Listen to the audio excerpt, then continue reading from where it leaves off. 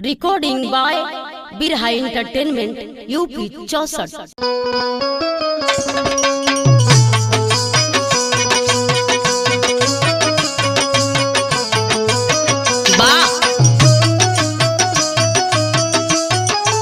क्या बात है।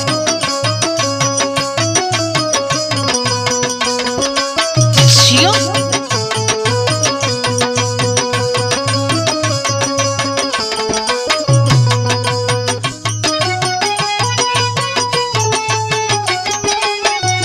ओहो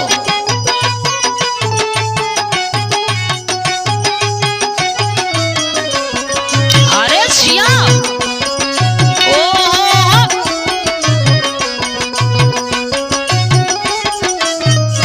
क्या बात है।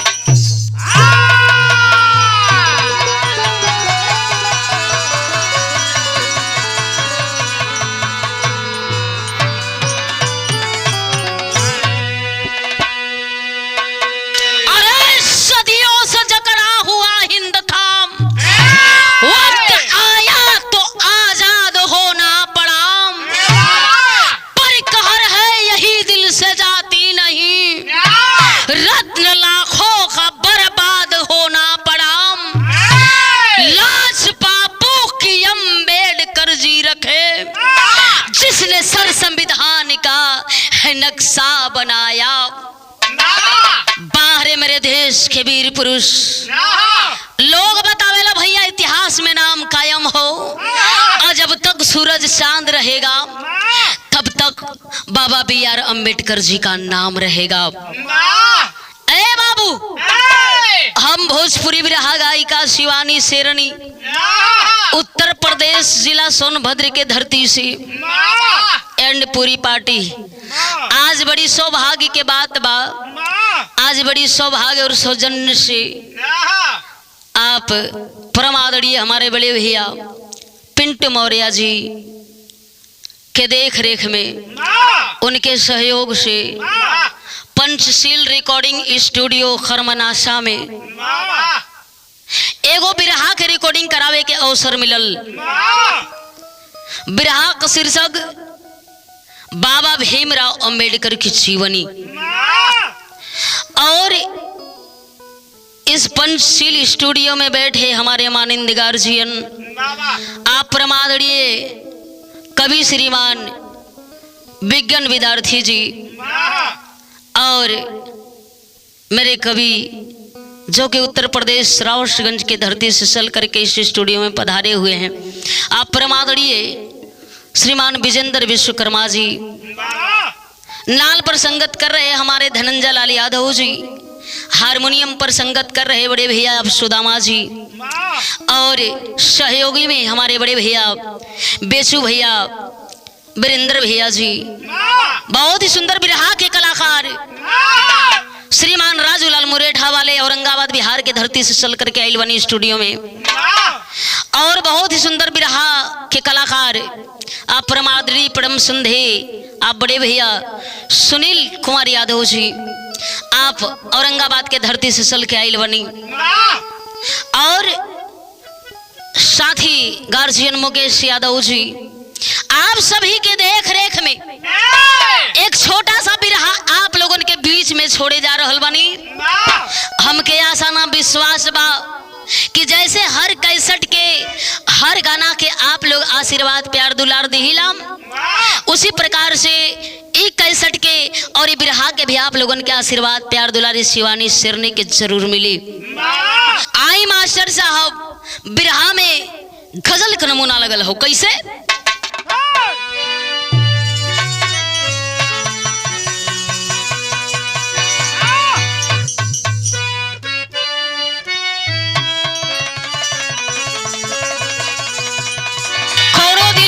आशिक बड़ा प्यार करे भैया, दिखावटी प्यार, लेकिन जो लड़की रहले यानी कि प्रेमिका वो दिल फेंक के प्यार करे।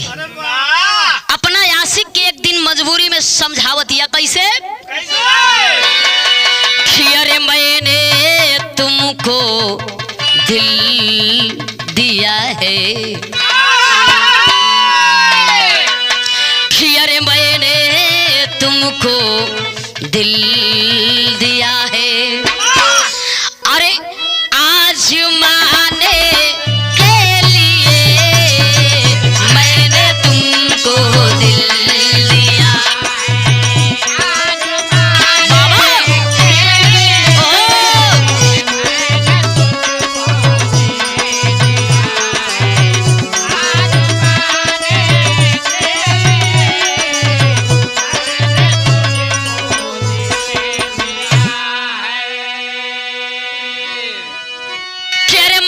तुमको दिल दिया है, अरे आजमाने के लिए, अरे तुझको मैंने चुन लिया है, तुझको मैंने चुन लिया है, घर बसाने के लिए तुझको मैंने।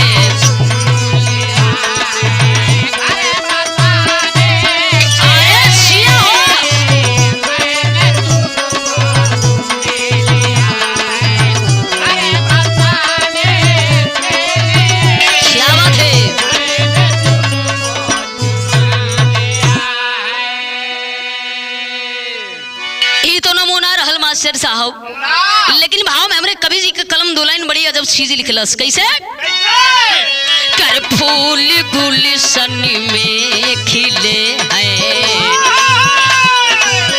फूल गुलशन में खिले हैं, हार होने के लिए फूल गुलशन में।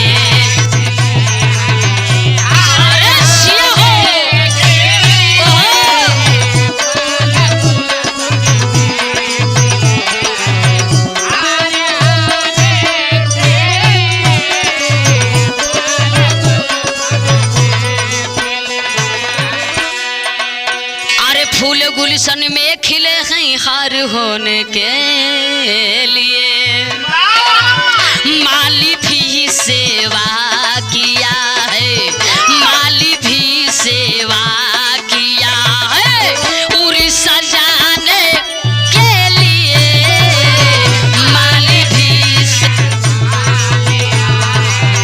उरी सजाने के लिए।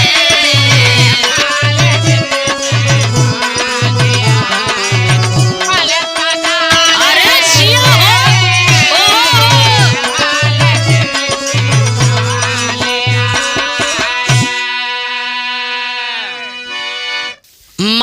सेवा किया है उर सजाने के लिए। कहानी कैसन है बाबू, कहाँ से कहानी ली हल गई, केकर कहानी हम मास्टर साहब एहिजा से नजम का लाइन लगल। आई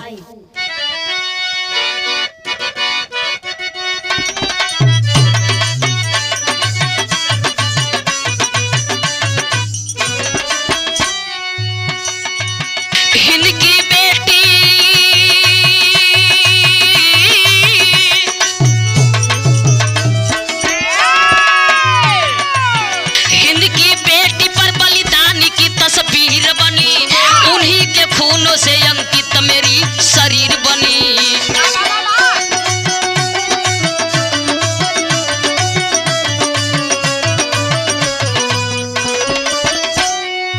वतन का आज हर जर्रा सजाया आजादी से, सुमन सरिता को भी है गम हुआ बर्बादी से।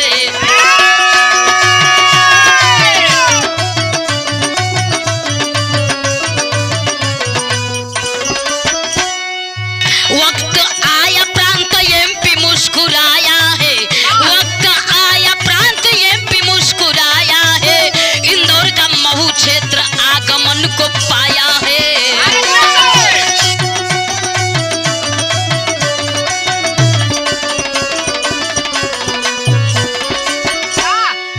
वही थे दामपद राम जीव भीमा बाई हो, दुल्हन के गोद में एक ज्योति जगमगाई हो।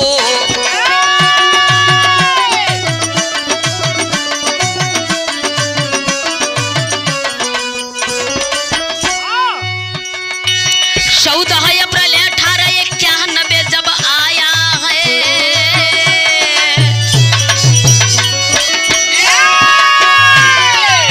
14 अप्रैल 1891 जब आया है, भीमा के गोद में अंबेडकर जन्म पाया है।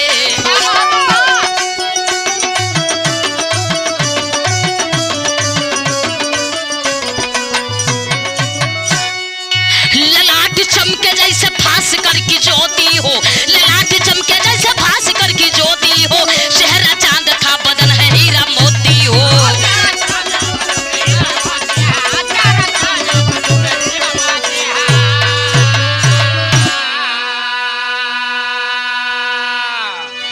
ए बाबू कहानी के समझ लो, कहानी वो समय का हो, सोने समय हमार देश वो अंग्रेजन के गुलाम बना रहे, छोट बड़ के कदर ना रहल, छुआछूत चलत रहे बाबू। बड़न के संगे हमन के बैठावल ना जात रहे, बड़न के सामने हमन के पैर में जूता चप्पल ना लौकत रहे, बड़न के सामने नजर मिलावे के औकात ना रहे। लेकिन बारे भगवान लोग बतावेला बाबू की देर होखेला लेकिन अंधेर ना। जब भगवान जी करा देवेला तो छप्पर फाड़ के देवेला। ऐसा अब समय बीतल बा, प्रांत एमपी इंदौर महू क्षेत्र के निवासी दो पति पत्नी, पति का नाम रामजी राव सतपाल, पत्नी का नाम भीमाबाई, इसी जिंदगी को बदतर जिंदगी को बिता रहे थे। लेकिन भगवान के मर्जी ऐसन भइल बाबू कि कुछ दिन में दोनों पति पत्नी के संघर्ष से भगवान प्रश्न होकर के पत्नी का पांव भारी कर देला, यानी कि माता भीमाबाई का पांव भारी हो गई। समय बीते लगल, आज समय बीते लगल 1 महीना 2 महीना 4 महीना 6 महीने 8 महीना, धीरे धीरे समय कौन आवत हो बाबू? समय वो आवेले जौन औरत के जिंदगी में जय बच्चा हो खले तय बार मौत का घड़ी सामने आवेले। धीरे धीरे समय करीब आ रहल बा जब आदमी ये अपने दिल में इच्छा जगा लेवेला कि चाहे बेटा हो कि चाहे बेटी, अब समय नेरा गईल हो। समय आवत हो बाबू, महीना बढ़त बा, समय बीतत बा और समय आवत हो, और समय जब नेरात हो तो ओ समय को तर्ज लगल हो गुरुजी कैसे?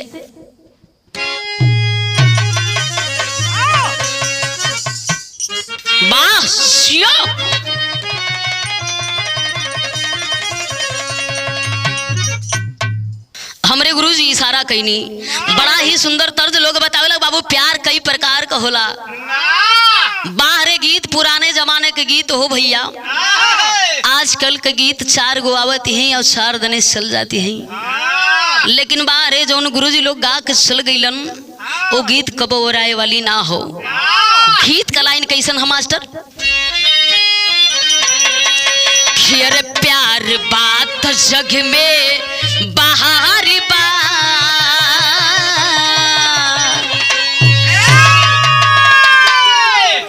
अरे प्यार बात जग में बाहर बा, अरे प्यार बिना जिंदगी बेकार बा।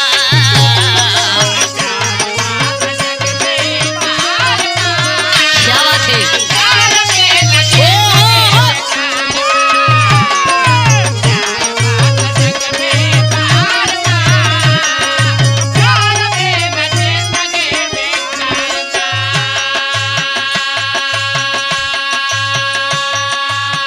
लेकिन हमरे कवि जी दुल्हन भाव लिखलन बाबू। और देवता समान अवतारी बा,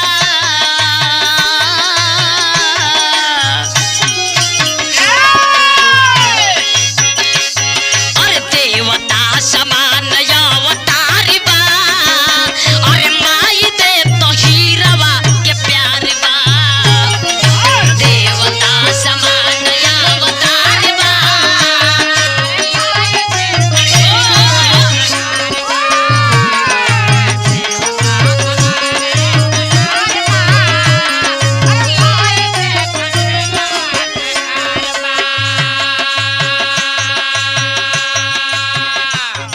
समय बीतल ह। आज समय 9वां महीना लास्ट कइले बा।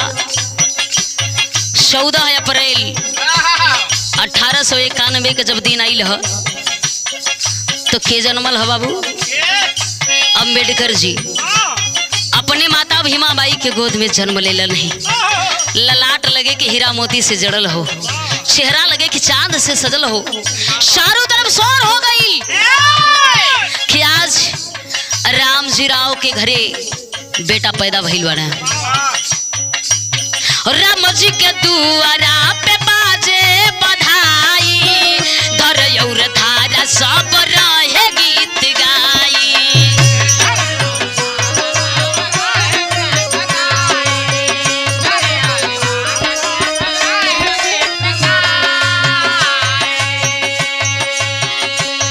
अरे धरती महू कबूल जारी बा,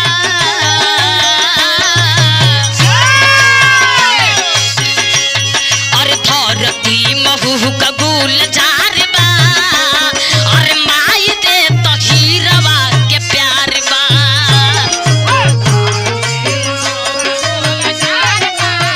क्या बात है?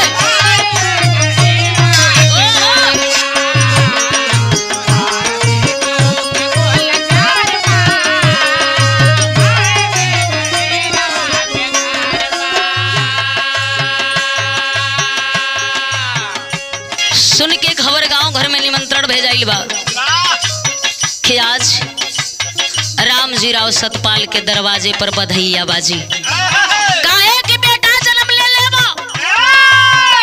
ओ दे कहीं में लगा तो कौन हार लइका जन्मल ह। सुगना बढ़े जैसे सूरज का ज्योतिया, सींचली माई जैसे पनवा के पतिया।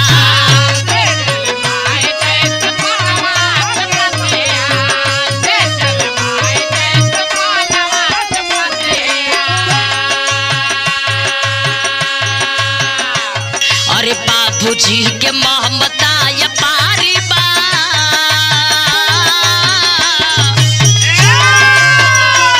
अरे बाबूजी की मोहम्मता या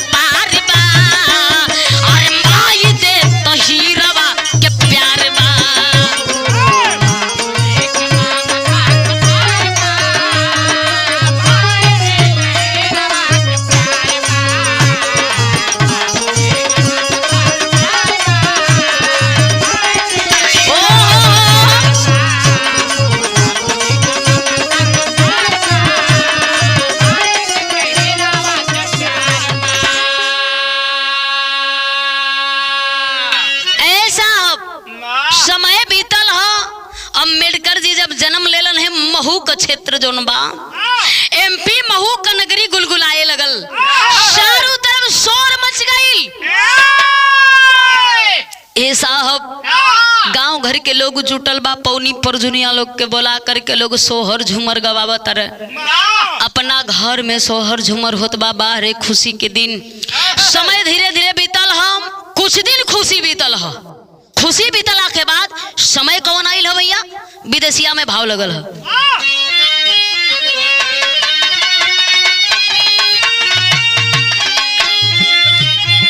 कि अरे भीम जी के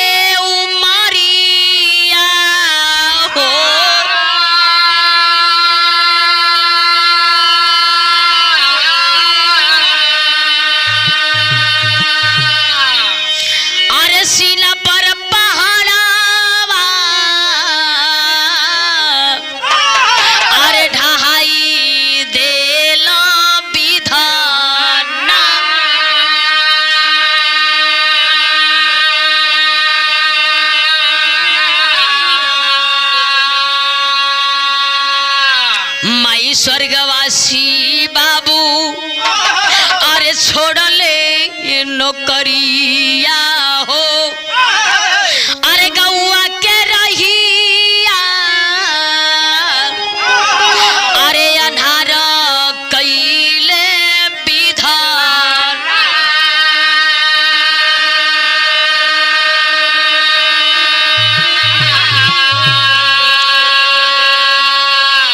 कि अरे माई के सनेही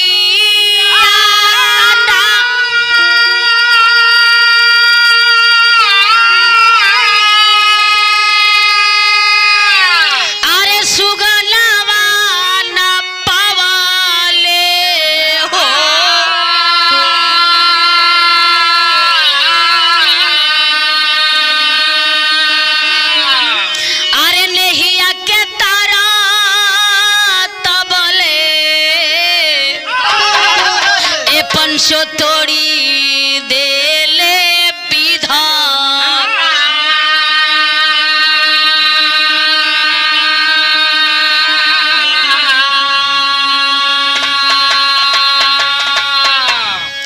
आए हे बाबू, समय धीरे धीरे बीतल बा। बीतते बीते समय पता यही चला मेरे मित्रों, कुछ दिन के बाद माता भीमाबाई की तबीयत अचानक से खराब हो गई। बिस्तर पकड़ लेती है माँ। समय वो समय उम्र बाबा साहब के कितना भइल, 7 वर्ष का अम्बेडकर जी भइलन। माई भीमाबाई बिस्तर पकड़ ले बाड़ी। एक दिन अपने पति राम जी सतपाल के बुला के कहली, सैया सैया लागत है कि हमार जिंदगी ना बाची, लेकिन एगो निहोरा करतानी, रउआ से रिक्वेस्ट करतानी, हमारे बबुआ के अतना पढ़ाई अतना आगे बढ़ाई कि ताकि हमार बाबू इतिहास में नाम कर सकन। इहे निहोरा करके और अपना बाबू के हम रउआ हाथ में दे के हमेशा खातिर जा रहल बनी। अरे मेरे मित्रों, बताया जाता है बीमारी किसी की घर की नहीं होती है। उस समय लाचारी थी, उतना बड़ा बड़ा हॉस्पिटल नहीं था, अच्छा इलाज नहीं था, पैसे की लाचारी थी, लोगों की छुआछूत की बीमारी थी। इसके वजह से माता भीमाबाई बहुत जल्द अपने संतान का साथ, अपने पति का साथ छोड़ करके और इस दुनिया से चल बसी।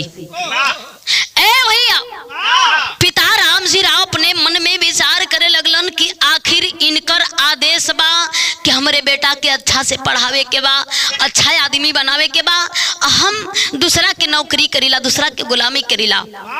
यदि हम गुलामी करब तो हमारा बेटवा के पढ़ावे लिखावे के समय ना मिल पाई।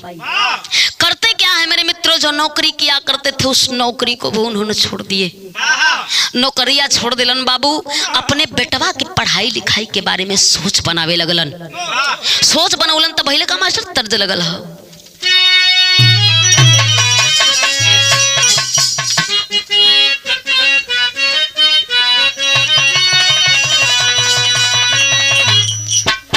कौनो मेहरारू के परेशानी बा, मेहरारू तो निमने बा लेकिन मरद पिया के मिल गई, औरतिया से बर्दाश्त नहीं के होते है बेचू भैया। अपना सखी से कलश का कही सखी, सब कुछ तो निमने बा, ससुरारो निमन ह, देवरो निमने मिलल बाड़े, लेकिन सैया शराबी मिल गई ले। कहती का हो कि अरे पियले शराब गाजा तारी, अरे पियले शराब गाजा तारी, हमार पिया मिलले जुआरी।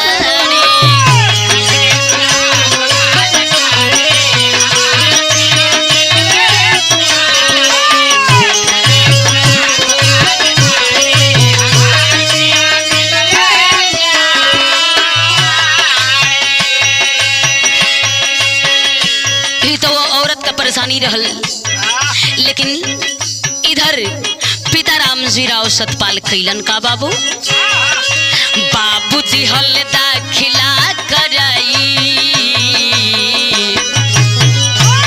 अरे बाबू दिहल दाखिला कराई, करे लगले भीम जी पढ़ाई, बाबू दिहल दाखिला कराई।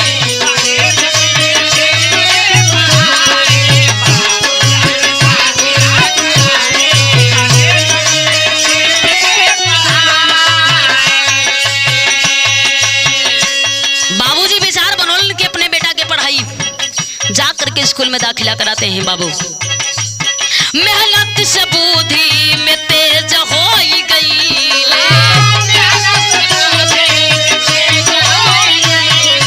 क्या बात है।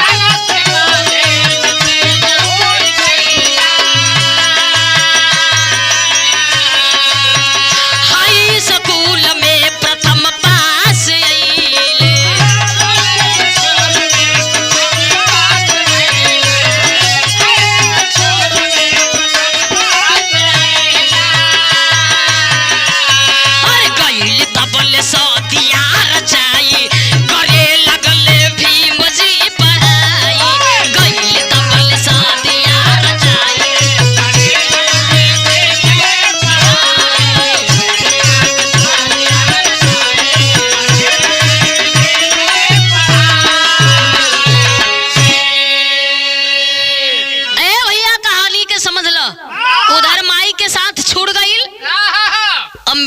टूर हो गई, लेकिन पिता रामजी राव सतपाल जी अपने नौकरी को इस्तीफा दे करके और अपने बेटे को पढ़ाने लिखाने का विचार बना लिए।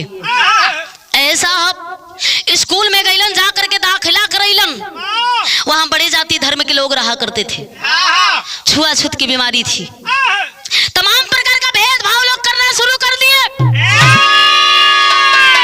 इतना ही नहीं, उन्होंने बोल दिया कि अगर मास्टर साहब हम लोगों को पढ़ाना है तो इनको बाहर बैठा के पढ़ाया जाए, इनके साथ बैठ करके हम लोग नहीं पढ़ सकते।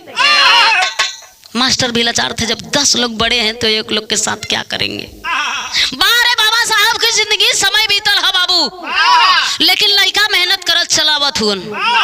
अम्बेडकर साहब मेहनत करत हुन, मेहनत करते करते करते करते उम्र धीरे धीरे बढ़त बा, जबरदस्ती में लगल हुन, लेकिन मेहनत इतना रंग लाया कि समय धीरे धीरे बीतल और लोग बतौलन कि हाई स्कूल में प्रथम पास आए।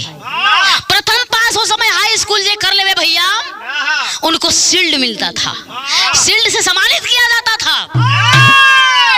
और प्रथम पुरस्कार लेने के अंबेडकर जी तैयार हुए और प्रथम शील्ड वो जीते भी।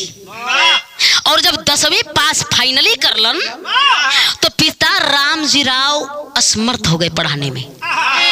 उन्होंने विचार बना लिया कि अब इनको पढ़ाने लिखाने से कोई मतलब नहीं, इनकी शादी करके इनका घर बसा दूं, मेरे पास पैसे नहीं आगे पढ़ाने के लिए। पिता रामजी राव असमर्थ हो गए और कैलन का बाबू अपने बेटवा का शादी तय कर देलन। एगो सुंदर लड़की से शादी हो गई, और शादी जब हो गई तो घरे जब कुछ दिन बीतल है तब बाबा भीमराव अंबेडकर जी अपने मन में विचार बनावत होन कि आखिर हम जब पढ़ब ना तो आगे पढ़ब कैसे। ये हमारे देश में जो तमाम प्रकार के अंधकार फैलल हो,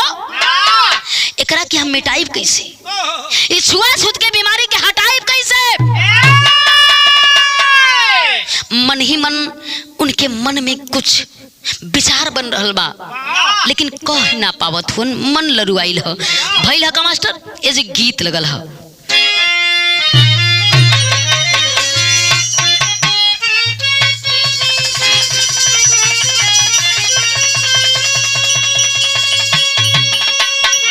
कौनो मनसला किस्म की औरत अपना पति से कहती है, ये सैया तो हर रोज हर चीज लेके आवेला, लेकिन हमारा मन के कबो ना लैला। पति कलन के आज तो बताइए तो तारे के का चाहिए। औरतिया कहती है मास्टर साहब कि अरे पटना से पैसे बबलम सी,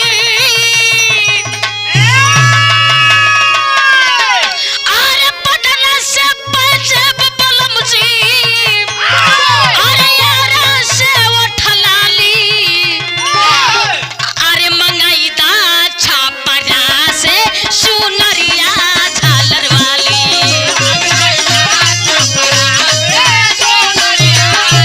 क्या बात है?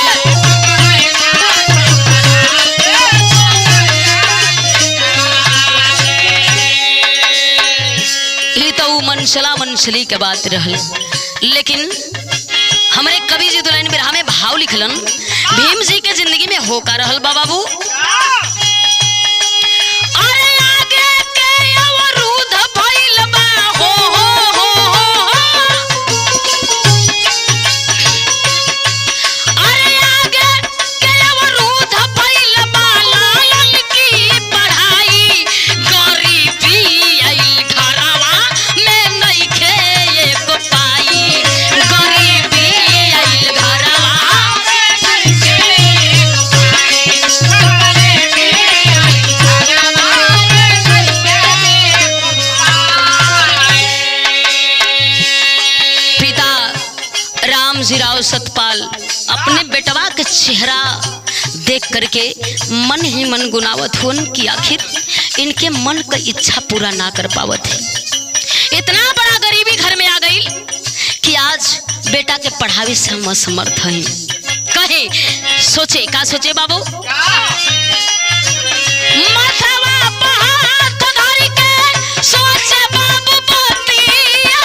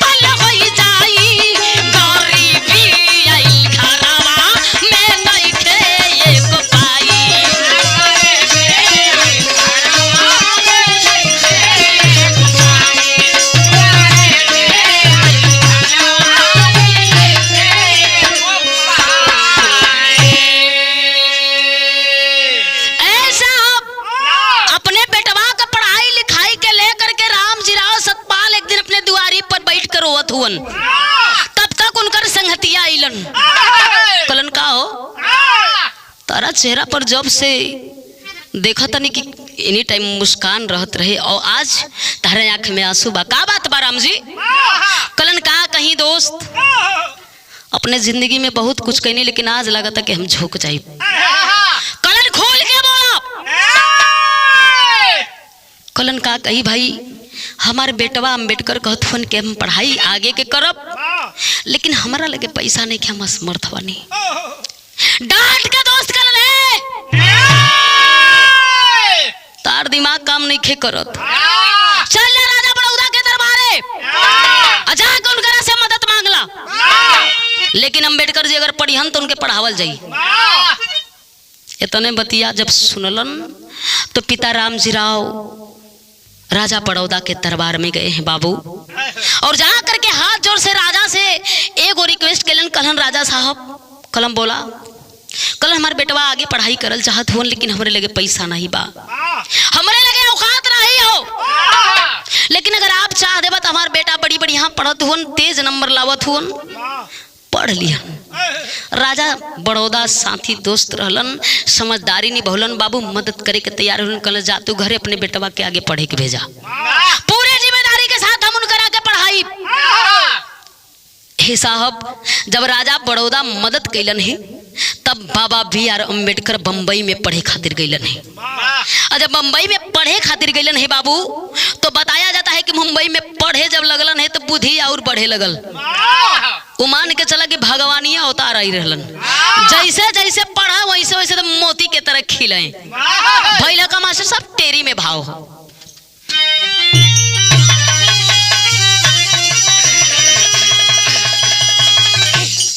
अरे मोरे राम छिपाई थी दिन कर को बादरी, अरे मोरी राम हो राम, अरे राम छिपाई थी दिन कर को बादरी, अब पवन का सारा तब ये ज्योति जगमगाई, अरमगाई अरमगाई।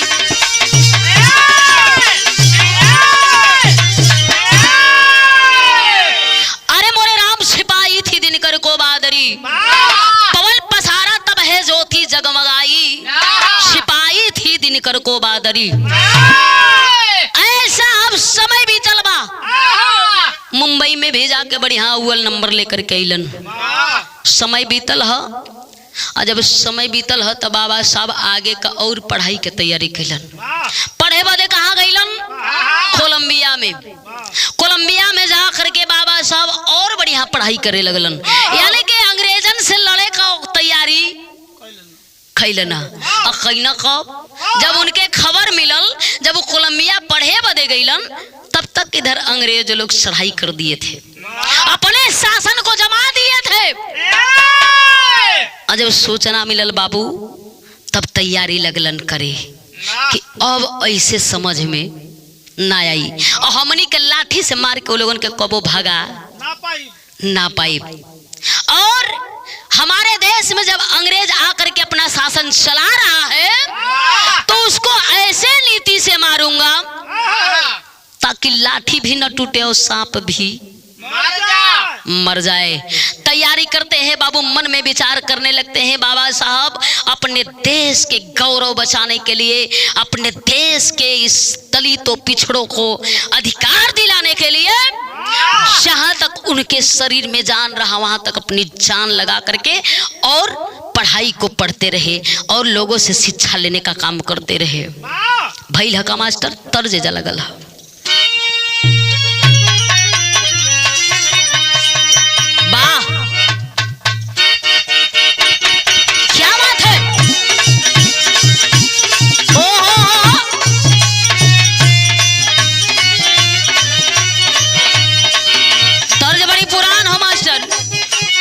लेकिन तर्ज पुरान ना होले, आदमी भले पुरान हो जाई, और पुराने ना बल्कि दुनिया छोड़ के चल जाई, लेकिन गीत ना जाई। मेरा रुको होती अब सैया मिलल बासाराई पर तो चलाई गाड़ी हो,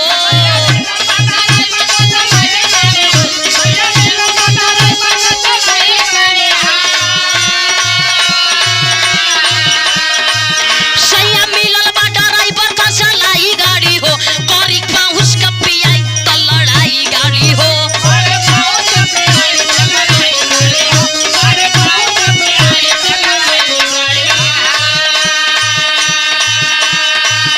लेकिन भाव में हमरे कवि जी उस समय के बाद डलन, जोने समय अंग्रेजी शासन हमरे देश के गुलाम बनाए बदे शासन जमावे आई रहल, उस समय के बाद देखलन मास्टर कैसे कोलंबिया में जाई के पढ़ाई करे हो,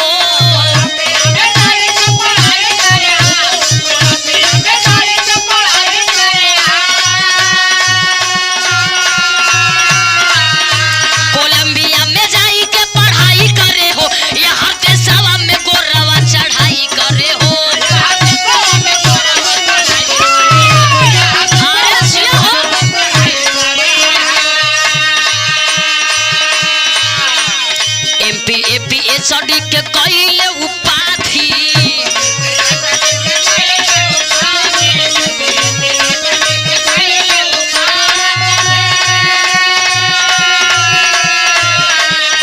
कैसे कैसे देशवा के दूर होई व्याधि।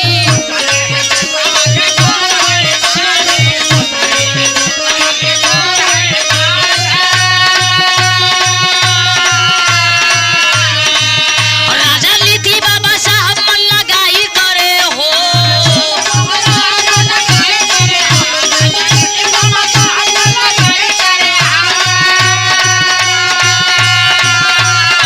राजनीति बाबा साहब मन लगाई करे हो।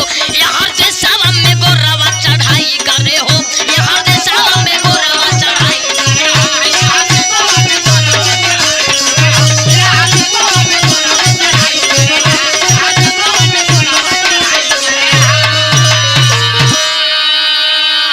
ऐ मेरे मित्रों, जब बाबा साहब को पता चला कि मेरे देश को अंग्रेजों ने गुलाम बना दिया, आखिर पहले से बड़े बड़े लोगन का तो हमनी के गुलाम रहबे कइनी, अभी अंग्रेजियों शासन के लागू कर दिलस।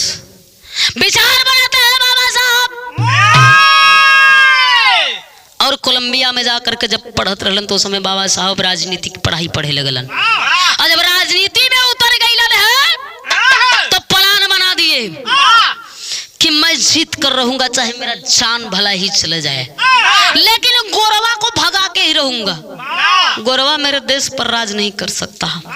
प्लानिंग जब बनौलन है बाबू अपना अधिकार लेने के लिए, जब तमाम प्रकार का व्यवस्था बनाना शुरू किए, अर्थशास्त्र की पढ़ाई पढ़ के और सीधे राजनीति में उतर गए। और जब राजनीति में उतरलन तो भइल का बड़का भैया पहपट में भाव।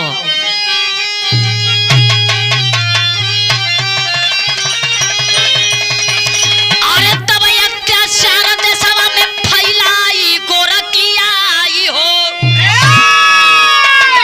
अरे अत्याचार देशवा में अरे फैलाई गोरखियाई हो।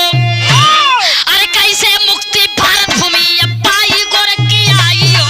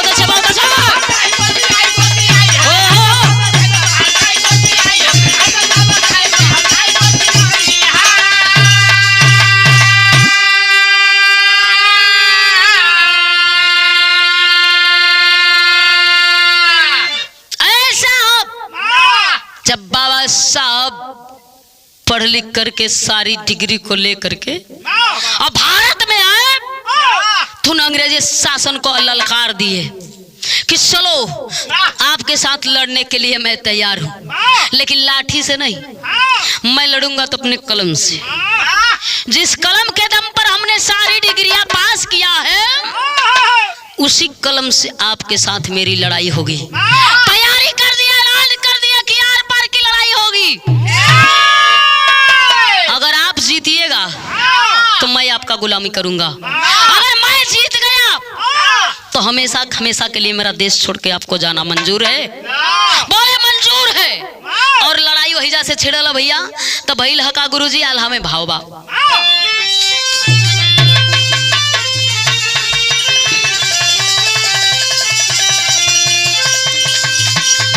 कि अरे उगले सूरज तबा, अरे भइले बिहानवा, पाप के किरण काली काली मुस्का।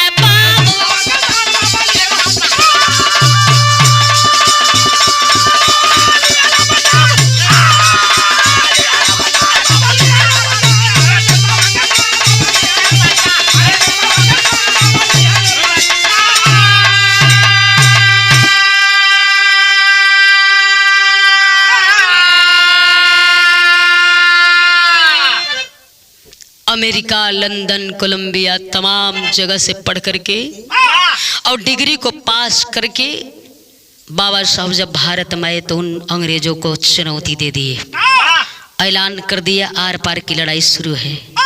लड़ाई तो शुरू हो भैया, चुनौती भी स्वीकार अंग्रेज कर ले हुए, लेकिन भैया का मास्टर साहब खड़ी में भाव भाव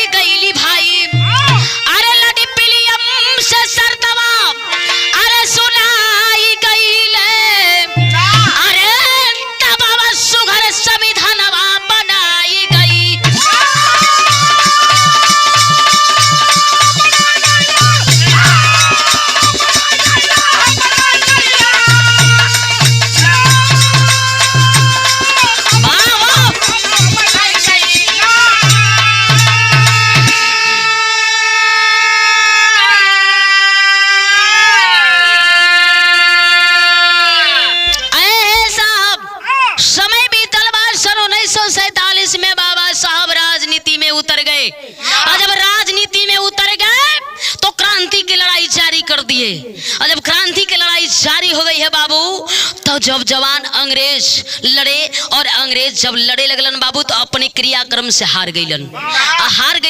तो ये भागे के अपन यानी कि हमारा देश के छोड़ के भागे के चुनौती स्वीकार करे के पड़ल। और बाबा साहब संविधान कैसन बनौलन मास्टर साहब? अरे भीमराव अम्बेडकर असेंबली से आए, अरे रची रची सुघर संविधानवा बनाए।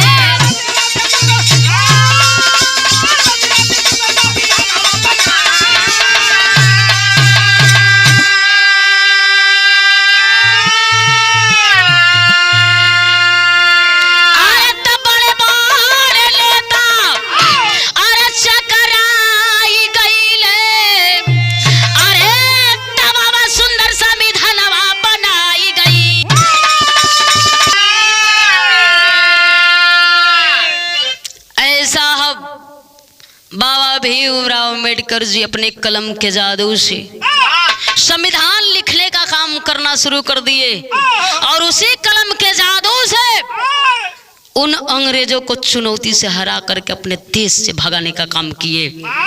लोग बतौलन बाबू आज भी इतिहास में कायम है।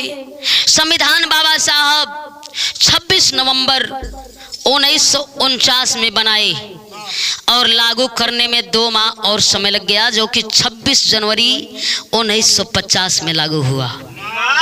संविधान बताया गया लिखने का समय बाबू 2 वर्ष 11 महीना 18 दिन। इतने दिनों में बाबा साहब संविधान जिसका वजन 13 किलो बताया गया, 13 किलो के वजन में संविधान लिख करके और अपने कलम के जादू से अपने देश को, अपने पिछड़े दलितों को आजादी दिलाने का काम किए। हम सभी को अधिकार दिलाने का काम किए। नमन है ऐसे बेटे को। हमें उम्मीद होता है कि आज भी वैसा खास कोई बेटा पैदा हो जाता। कहानी का आखिरी लाइन मास्टर।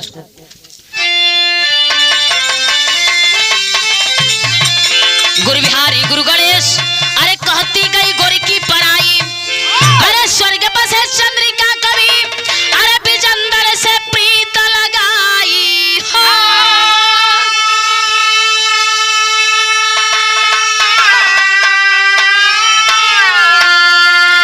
अरे